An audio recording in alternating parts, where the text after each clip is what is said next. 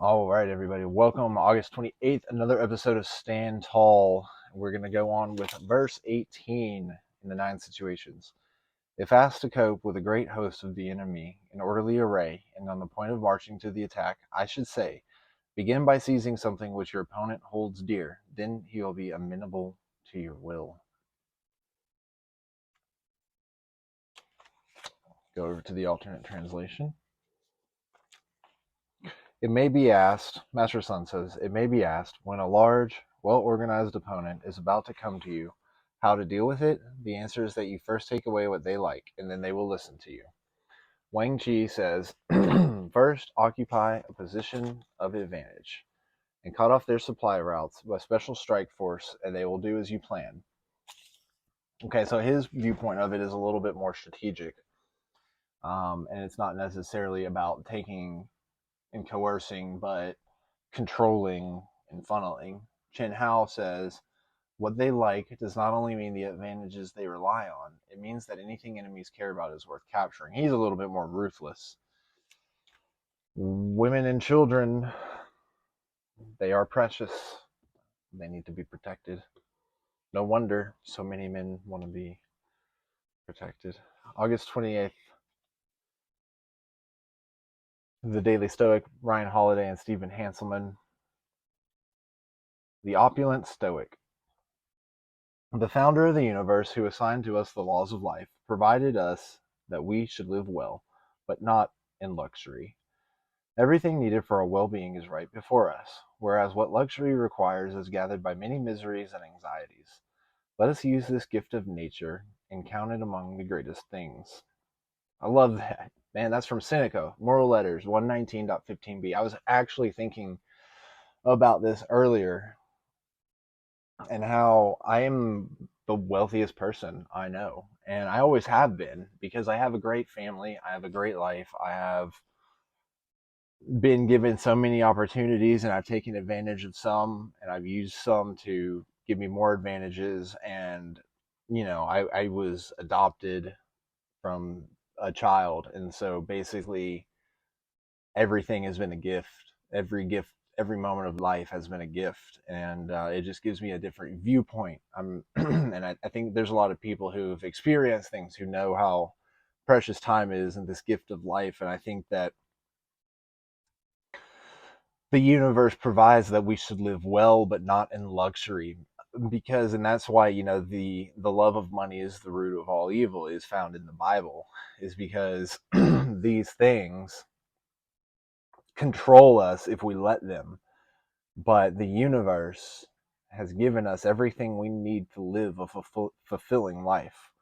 And so I think that in the essence of the art of war, knowing if we're about to be attacked by an enemy to the universe, an enemy that wants us to not live well, an enemy that may trick us into living into luxury, they're going to take from us what is most precious, or they're going to utilize these strategies. So it's not only one thing to utilize these strategies for ourselves in business situations, personal situations, and in situations where we just need to be good people, and we need to also be aware of we also need to be aware of the strategies in these books that are being used against us, whether actively for the good or for the bad.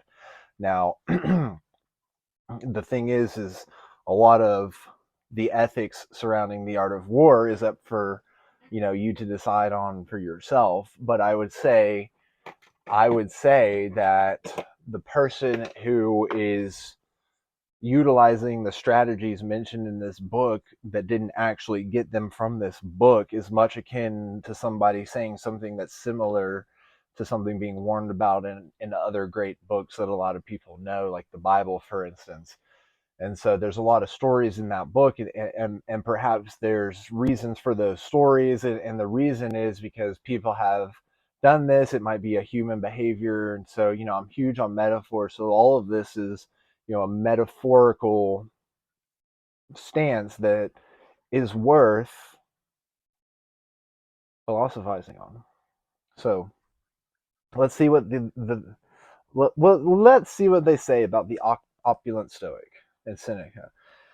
Even in his own time, Seneca was criticized for preaching Stoic virtues while accumulating one of the largest fortunes in Rome. Seneca was so rich that some historians speculate that major loans he made to the inhabitants of what is now Britain caused what became a horrifically brutal uprising there. His critics' derisive nickname for him was the opulent Stoic. Seneca's response to this criticism is pretty simple. He might have wealth, but he didn't need it. He wasn't dependent on it or addicted to it, nor, despite his large bank account, was he considered to be anything close to Rome's most lavish spenders and pleasure hunters. I'm just going to stop right there. It's so true. Okay, so the lavish spenders and pleasure hunters that get rich today and are opulent, that may not be stoic, or like Hollywood TV stars and other people who get rich really quick and don't know how to handle it ethically. Think about all the wealthy rich people who got there ethically, morally, and give back, and never spent lavishly, never sought any pleasure that was more than what they needed to live well, not lavishly, not excessively. So I think that your own personal view is important too. So your own view of yourself is important too. And so I think that's why it's most important to reflect on things like these books and the teachings in them and the strategies in them, because we can learn from others, but also we can get insight into how things were in the past so that we can also gain insight into how to operate in the present and potentially in the future. Whether his rationalization was true or not, or whether he was a tad hypocritical, his is a decent prescription for navigating today's materialistic and wealth-driven society. This is the pragmatic instead of the moralistic approach to wealth. We can still live we can still live well without becoming slaves to luxury. Slaves to luxury. And we don't need to make decisions that force us to continue to work and work and work and drift further from study and contemplation in order to get more money to pay for things we don't need. There is no rule that says financial success must mean that you live beyond your means. Remember, humans can be happy with very little. That's a mic drop of a reflection in and of itself. I think the best lesson to be learned, or that I have seen correlate, is my own experience as a father, also having experienced the story of other fathers about how, kids have so many toys. My child has so many toys, but yet when we're outside walking on the road, pine cones, rocks, and sticks are far more fun to throw around at a young age. So we can be happy with very little, and it's up to you to choose whether you're living wealthily or not, because I live a very wealthy life and I don't have a car that is worth a lot of money. I don't live opulently in a huge house. Our house is one story, but I am one of the richest people and one of the most wealthy people in the world, because I have a life full of experience, a life full of purpose and doing the right thing, a life full of family and friends and people who are no longer friends, but those experiences. I get to live in a world where entertainment is available for the most part, where shelter is like,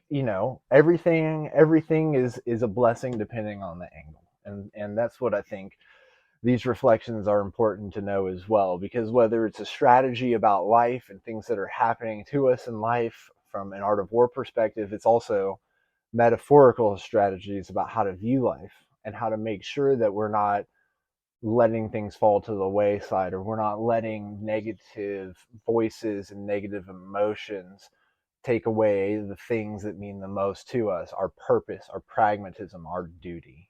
So I think that was a great reflection. Please smash that like and subscribe button. Do me the biggest favor and share this with other people. That's the greatest compliment that you could give to me, as I keep standing tall and encouraging you to do the same. Till the next one.